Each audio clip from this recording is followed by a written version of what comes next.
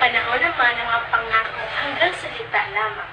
Mga kandidatong nagpapalakasan at sa bawat salita'y tila walang patutunguhan. At pagtapos ng butuhan, sila'y linisan.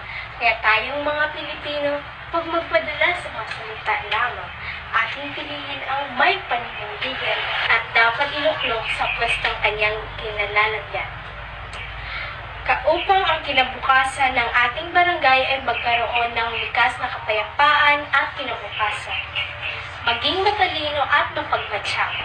Yan ang tulay upang tayo mabuhay ng may kaginawaan sa mundong ating kinagagalawan.